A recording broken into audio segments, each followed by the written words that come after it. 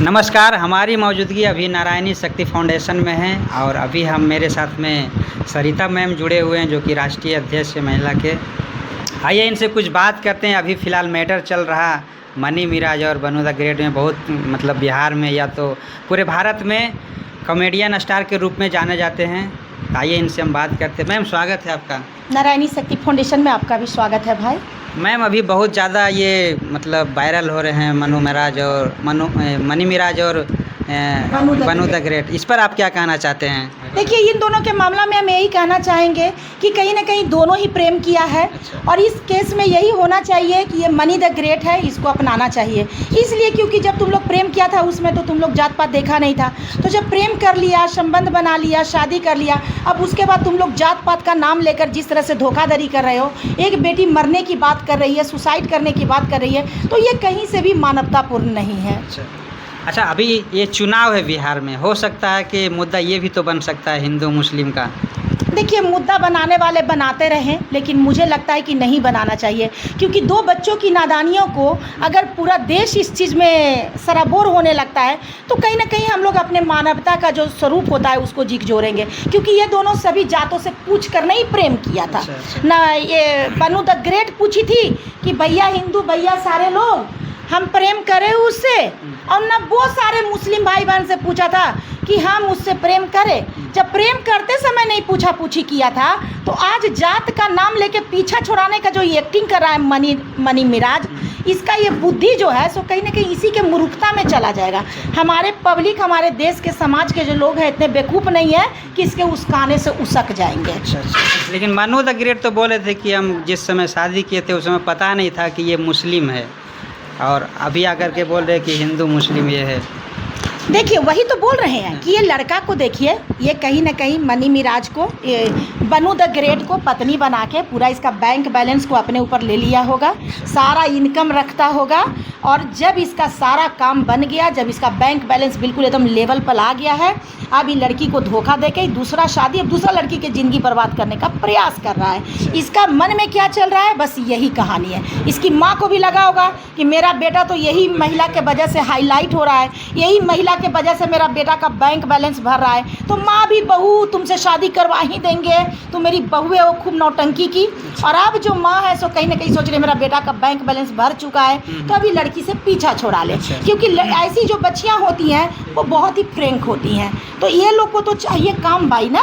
क्योंकि देखिए, अगर ये एक्टर को अपने घर की बहू बना लेता है तो वो तो स्टेज शो करेगी, प्रोग्राम करेगी, सासू माँ को मलिया में तेल तो नहीं लगाएगी। तो अब सासू माँ को लग रहा होगा कि बेटा के पास पद हो ही गया, पोजीशन हो ही गया, बैंक बैलेंस हो ही गया, अब कोई आया दाई के तरह वो बहू ले आए जो मेरा मालिश करते रहे। अब मेरा बेटा बाहर में अभी बनू द ग्रेट, उसके बाद कोई और सही गुलछरा उड़ाते रहे। यही लोग को दोहरी नीति लोग को जीने का बहुत आदत होता है। अच्छा, ये भी सुनने में आ रहा है कि कुछ पैसा फॉर्चूनर वगैरह गाड़ी वगैरह ले करके मामला को साइलेंट किया जाए। ये उसके साथ इतना दिन एक्टिंग किए थे, क्या इसके पास फॉर्चूनर लेने का सामर्थ्य नहीं होगा? अच्छा, नहीं होगा? आपसे पूछते हैं, नहीं होगा क्या? वो लड़का है तो उसके पास ज़्यादा बैंक बैलेंस है, और लड़की है तो इसके पास बैंक बैलेंस नहीं होगा।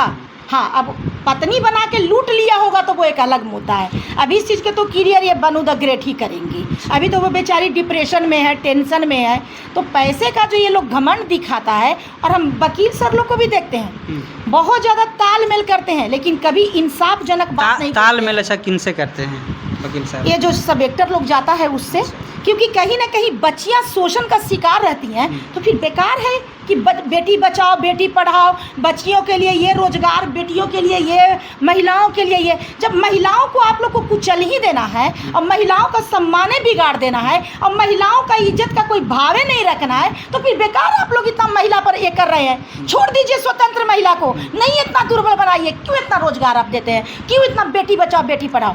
अपने सब बचेगी, अपने पढ़ेगी और अपने आगे बढ़ेगी। क्यों महिलाओं को आप लोग दुर्बलता का रूप देने के बाद उसके इज्जत के साथ खेलने वाले ही व्यक्ति को कहीं ना कहीं न्यायालय में सुरक्षित किया जाता है और उसको बेल दे के छोड़ भी दिया जाता है? ये क्या तरीका है?